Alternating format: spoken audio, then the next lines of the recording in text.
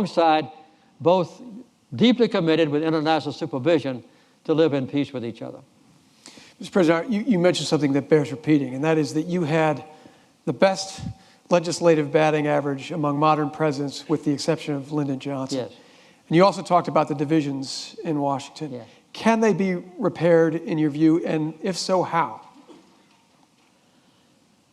I don't know. I think one encouraging factor that you might be surprised at this is the taking over of the House of Representatives by the Republicans. Because I'm speaking as a completely objective Democrat. In the last 2 years, in my opinion, the Republicans have been completely irresponsible because they didn't have any responsibility in the White House, the Senate, or the House. And now they do have a major part of the political responsibility. That is how they run the House of Representatives. So I see in the future maybe when there are serious disagreements that Obama will make his proposals. It'll go to the House of Representatives. They will vote it down or amend it. And then it'll go to the Senate, maybe for the stalemate, because there'll be very frequent filibuster rules, as you know. And then Obama can take his position to the public of the United States and say, this is specifically what I advocate in the field of welfare or health or education or budgets or military or whatever. And this is what I think is right, and this is what the majority of senators say is right. And this is a specific position that the Republicans in the House take. So let the public make a choice. Do you approve, do you agree with me or agree with them? It'll be a new era in the Obama administration in presenting two opposing views where both sides have some responsibility. I don't know if you follow me or not. It's kind of complicated. But I think that's what is likely to happen in the future. So I think we'll see more cooperation in the next 2 years on key issues than we've seen the first 2 years, except for the lame duck session. Mr. President, the image behind us is, as you pointed out, from the 1976 Time Man of the Year covers, a rendering of you by Jamie Wyeth. Yeah. And about half of our audience is students here, all of whom were likely not born until after you stepped down from office. Much later.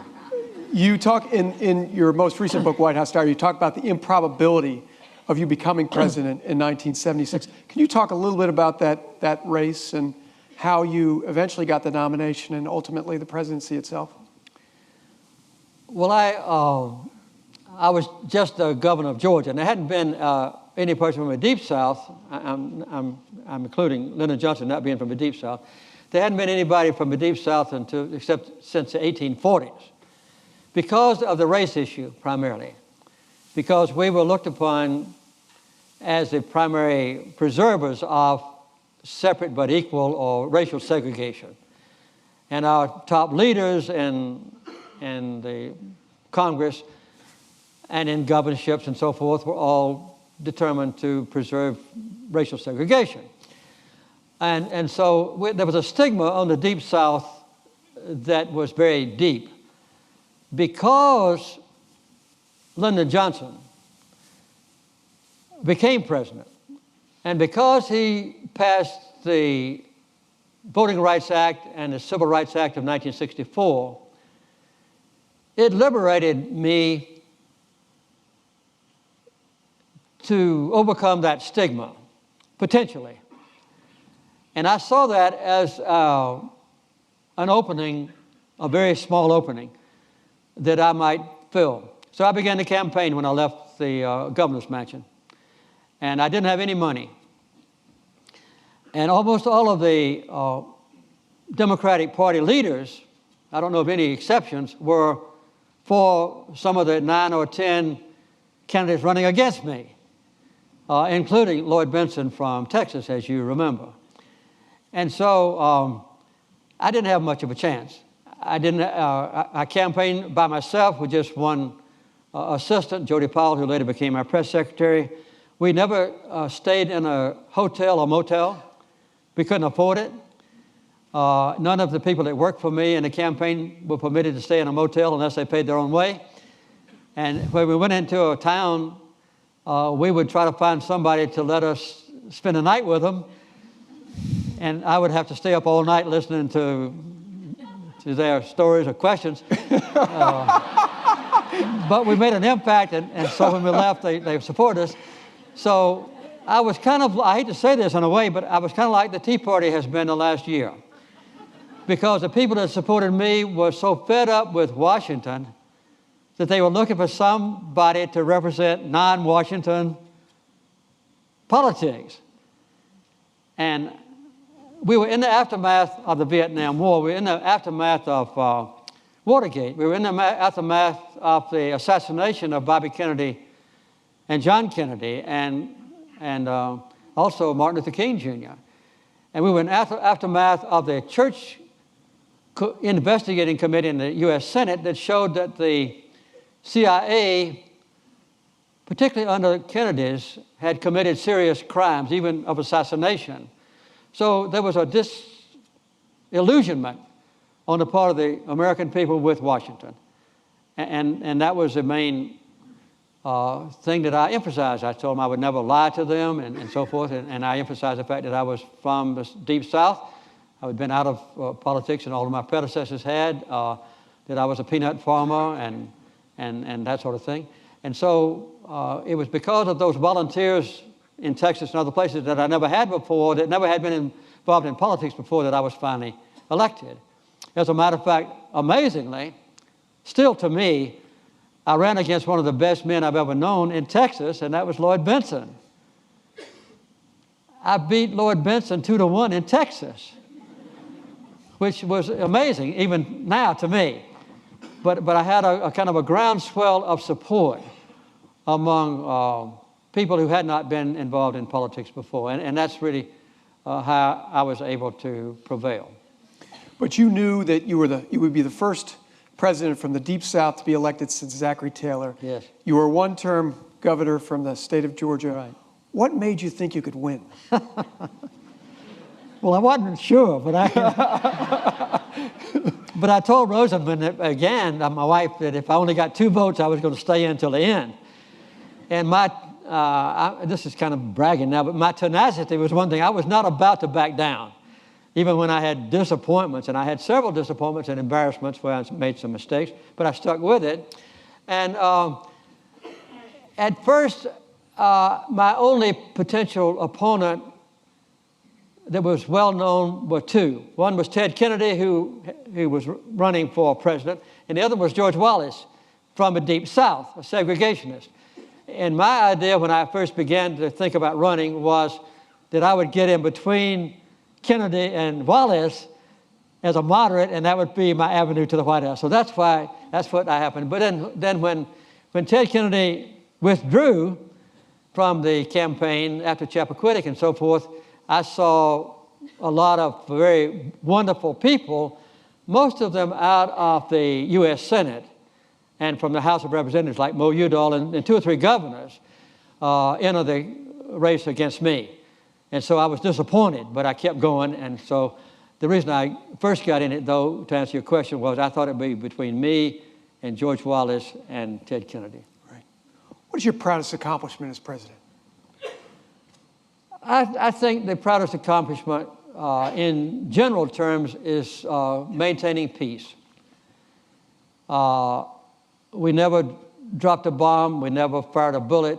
We never launched a missile while I was president. And the main thing is that we tried to bring that sort of relationship to other countries. I spent a lot of time negotiating between Israel and Egypt to prevent another war and to normalize diplomatic relations with the People's Republic of China and working in Africa with Zimbabwe and South Africa to try to bring democracy. Those kind of things. So I would say to preserve peace for us and maybe enhance it for others. And then the number one thing of which I'm most proud, I guess, would be the treaty between Israel and Egypt, which has been precious even to today and in the future. Which still remains in effect after all these years. It's not a single word's ever been violated. Yeah. You and I have talked at great length about your post-presidency, which you have talked about as being your most satisfying chapter in your life. Talk a little bit about what the work that you've done at the Carter Center and its impetus upon leaving the White House. Well, when I left the White House, I was fairly young. I was just 56 years old. I had a life expectancy of 25 years, so my first question was, what am I going to do the next 25 years? And I had already been an accomplished peanut farmer and a good fertilizer salesman, so I didn't want to go back to that. I made a foolish statement right after I was defeated by Reagan that I wouldn't serve on corporate boards or spend my life making public speeches for money, which was not a wise thing to say. But so I didn't know what I was going to do. And so I had the horrible responsibility of raising money and building a presidential library.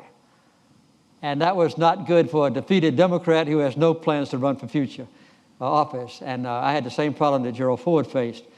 And so as we approached the planning stage of the Carter Presidential Library, I wanted to form a Carter Center, separate. And my first thought was that I would just have a place like Camp David, where people that had a conflict on their hands, say from a foreign country, could come to the Carter Center and I could negotiate between them. Oh, I would be glad to go to their country. So that was the whole idea. But later we adopted a policy of filling vacuums in the world. We decided not to ever duplicate what the United States was doing, or the United Nations, or the World Bank, or Harvard University, or anywhere else, but just to do things that nobody else wanted to do. And that got us more and more deeply involved in health care in Africa. So now 75% of our total budget and personnel, and our total cash budget each year is now about $100 million, is devoted to health care in Africa and to some degree in Latin America. So we address diseases that are not any longer known anywhere in the rich world. Diseases like dracunculitis, onchocerciasis, trachoma, schistosomiasis, lymphatic filariasis, and to some degree, more lately, malaria.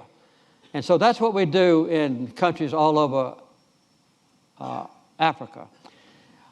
We also had a major agricultural program for about 15 years, where we'd go into small farmers' operations. They had an average of only 2 acres of land, and we would teach them how to increase their production of basic food grains, just corn, wheat, rice, sorghum, millet, and so forth. Nothing of a cash crop like cotton. And we educated 8 million farm families on how to double or triple their production. And we looked on that as part of health care, like it would increase nutrition, because everything they grew they could eat or sell to surplus. So that's how we got started in the outside world. And as we went in those countries and became involved deeply on the village level of eradicating diseases and controlling diseases, giving people medicine, teaching them how to do better in agriculture, if they had a conflict, like a civil war threatened or underway, they would ask the Carter Center to help them resolve it, and I was eager to do it. And if they had maybe the first election for a democratic election, the last thing they want was for the United States or the United Nations to come in, and since we were already there and knew the leaders and knew the people, they asked us to do it. So now we just finished holding our 82nd election that's troubled or uncertain. It was in southern Sudan for a referendum, and they voted to become an independent nation. And I'm sure that later on this year we'll be in Egypt. So that's how the Carter Center has evolved over a period of time. So we still negotiate for peace agreements, and we still hold elections and promote democracy and freedom, but primarily deal with health care. And the most important aspect of our health care work, I would say, is Rosen's commitment to mental health, where she's devoted her whole life, and she's now the world's leader in trying to remove the stigma from mental illness and to promote mental health not only in this country but around the world. You talked about tenacity as being one of your virtues, and anyone who knows about your career knows that that is certainly true. but no more so than when you took aim at two particularly insidious